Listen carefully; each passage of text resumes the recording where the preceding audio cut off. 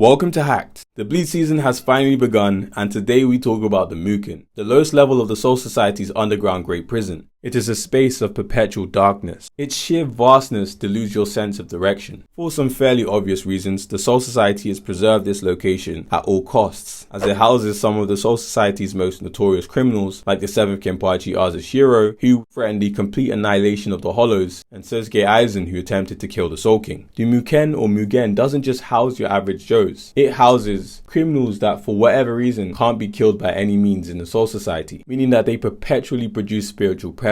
Now logically, seeing as they can't get rid of these guys, if we stay consistent with how the Central 46 has been previously, wherein they only take action for personal gain and satisfaction, this space can be seen as a place to rehabilitate these criminals and use them as future weapons. It is for this reason that the Muken applies countless seals onto these users to restrict their Zanpakuto toe powers, and also uses the vastness of the space to break down their minds via hallucinations, inevitably making them more susceptible to indoctrination. It's really not hard to believe that the Central 46 would do something like this, considering the only reason Mayuri was even put on trial was so that they could use his sentence as a form of leverage to turn him into their own personal weapon. Now I'd hope Shinsui's decision in Thousand Year Blood War wouldn't need much explanation, but I'm sure we can see the glaring benefits. Now with that being said, as I'm sure you've all been wondering, just how big is this space? Now the first statement we get in pertinence to its size is actually found in chapter 523, introducing the long-awaited battle between Unohana and Zaraki in order for Zaraki to reclaim the much-needed power that was once lost. Now the most important context we need to bear in mind when talking about this statement is that Kenpachi and Unohana knew that by fighting each other, one of them would have to die. Such is the role of the Kenpachi. It is a term that has now kind of been lost in translation as being the strongest Soul Reaper, but originally it was a title given to Unohana as the most notorious criminal in the Soul Society, the person who loves battle the most. Now if you haven't seen the fight, the apex of their thematic conclusion is Zaraki overcoming the fear he once had of never getting the chance to once again experience a truly thrilling battle. And so for him, being as they both are criminals as are most Kenpachis, killing Unohana in his eye is like getting rid of the only person that brings him joy, which is like hell. But then if he loses, he's seen as a criminal who is then locked in a literal hell. Now looking at the less controversial part of the translation, all this part says, which no one really cares about, is that it's a world without a moment's respite. But I think based on the context that Zaraki's hell would be temporary, but he believed it to be forever, I'm thinking that's the reason why Viz mistranslated this. But the problem with this is that the Mugen is referred to as a great hell that encompasses different people, unlike the hell in his mind, which is a creation of his own ideation, which now that I think about it explains his bunkai. Anyways, regardless of what Viz says, it says mathematical infinity. There's a play on the words of Mugen and Muken, with Mugen doubling as Mugen Jigoku or the Avicii Hell, but also meaning Mugen for mathematical infinity. And so Zaraki says, as the sound implies, this space is infinitely vast or large. I don't know where they got almost, near. These words weren't used. Hido was used, which just verbatim means equivalent. Now for the vast majority of you who probably don't know what Zen Buddhism is or Japanese Buddhism, and hence have no idea what the Avicii Hell is, it is the lowest and eighth of the major hell realms, a realm of ceaseless suffering cast upon those who garner the worst possible karma, Ananatikara karma. The torture is described to be so indescribable and unbearable that just being there as a human would make you try to annihilate yourself just to cease the torment. But in multiple sutras it's actually stated that this hell is 80,000 yojinas long and wide, but bottomless as opposed to the other finite major hells. And this is made very clear by Nichiren, the controversial priest. This is the ultimate form of condemnation. Even if one dies in the Avicii Hell, the rebirth will be literally innumerable, leaving respite impossible. Unlike other ones where you get to work off some of your negative karma, this karma ripens immediately, leaving no room for lessons to be learned.